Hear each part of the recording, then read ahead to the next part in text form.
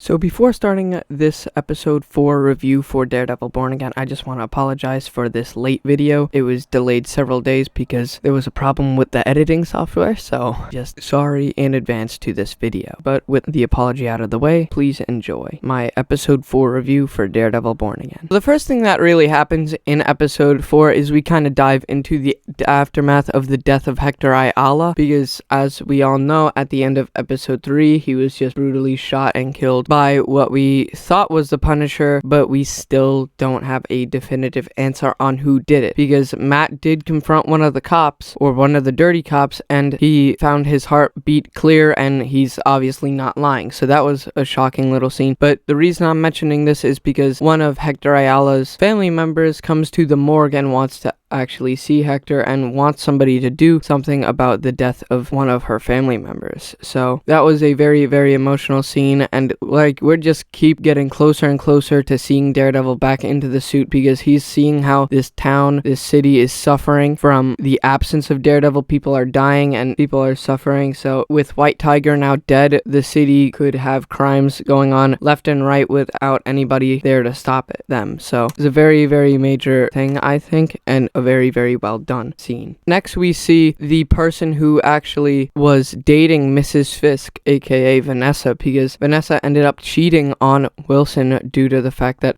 they're in couples therapy and she's just not happy with their relationship. So he actually cages up the guy and puts him in a basement, but when he's walking to the basement, you could see the rabbit in the snowstorm painting. Even you see the blood that Wilson Fisk spilled on it in season 3 episode 13 of Daredevil when Matt was brutally punching him. So that was a cool little nod that I definitely needed to mention. So then the next major thing that happens in this episode is, of course, the return of Frank Castle, John Bernthal. And let me just tell you, this scene between the two of them is so emotional, so awesome, so very well written, and so well acted, I think. And honestly, Charlie Cox and John Bernthal really bring their A game to these roles as hero and anti-hero, really, because you could see the emotion while they're talking, while they're agreeing with each other or disagreeing with each other. And honestly, another thing that this show has been doing so very well is keeping dead characters in the swing of things, because as we all know, Foggy Nelson did die in season 1, episode 1 of Daredevil Born Again, but throughout each and every episode, really, you see him be mentioned. You see kind of Matt dealing with that emotional aftermath of his friend's death, and it's just always so well done. And especially in this scene with John Bernthal, the Punisher, you could really see it, because he's like, say his name, coward, because Matt is not saying his name. He's like, it's not about him. Nothing's about him. But yeah, the reason he even confronted the Punisher in the first place was because he saw a bullet with the Punisher's symbol, but then when he actually took it down to the Punisher in the sewers or something, he said, no, it's just probably copycats, people trying to be me, which we all know is definitely something that happens in the Marvel universe. People do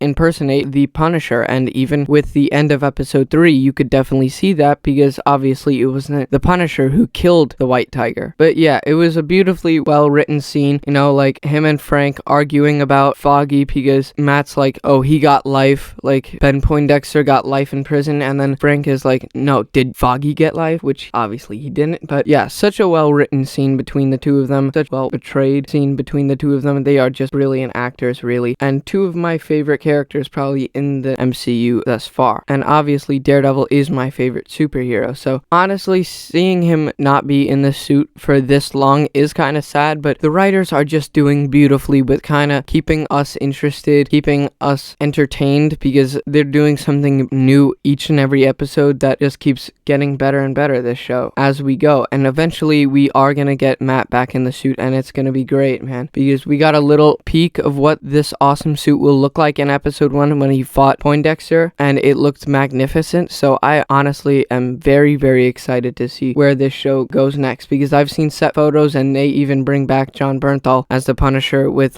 his classic suit on, with the bulletproof vest with the skull on it, and blood all around him, with Matt standing right beside him in the Daredevil suit. So that's definitely gonna happen. We're definitely gonna see a team up between the two of them, but the only question is when, because as we all know, there's only 9 episodes in this season, season, and 4 of them have already been kind of spent on this lawyer persona for Matt Murdock, and we just got the return of Frank Castle. So we'll see when they actually get around to having these two team up. But honestly, watching this episode, I definitely thought they were going to team up within this episode. After like 3 really, really well done minutes of story, of acting, we leave Frank, and that's the last we see of him, which kind of sucked, but their scene was just very, very well done overall, and I cannot really stop saying that because I loved Frank Castle. You know, he's one of my favorite characters of the Marvel comics and just Marvel in general. Like, yeah, Jon Bernthal really does a fantastic job in this role. But after we see Jon Bernthal return as the Punisher, we actually get our first look at Muse in the television series, because we get to see him carrying a passed out body down to a basement where he actually basically sucks the blood out of the guy like a freaking vampire. But he does paint murals of his victims, so it does make sense what he's doing. But we didn't really get much of Muse, and honestly, every time we saw him, which was only 2 times on screen, he was always just carrying around the body, just looking around. Now, I did really enjoy seeing him in this episode. I'm happy that we actually got to see him, even though he played such a small role. I'd rather him play a small role in one episode than be no role at all, really, because I know eventually Daredevil and Muse are gonna fight, because you've seen it in the trailer. It was literally the first shot in the trailer, him and Muse fighting. So we'll see what episode that happens in, because we already know that's gonna be a good episode. But we could definitely speculate that it will be maybe next episode or the episode after, because we're kind of getting back into the swing of things. Daredevil is definitely gonna be coming back very, very shortly, so it's just a matter of what episode he will be doing that. But for now, I'm still very, very entertained with all the story that has been going on, the courtroom scenes, because we continue to get lawyer drama with a homeless guy basically stealing caramel corn from a bodega, and rude cops, of course, not even buying the homeless man food. No, they're spending more to get him locked up than to actually feed him, which was a very good point that the prisoner made, and also made for a very good dialogue scene between him and Matt that happened inside the visiting booth of the prison, because that was a very, very well done scene as well. But yeah, this show really just continues to get better and better each and every episode, and despite not seeing Daredevil in action at all basically throughout these past 3 full episodes, because the only time we got to see Matt in action actually in the Daredevil suit was in episode 1 at the very beginning for the first like 10 to 15 minutes, and that was it. But they just continued to entertain us with flawless story writing and flawless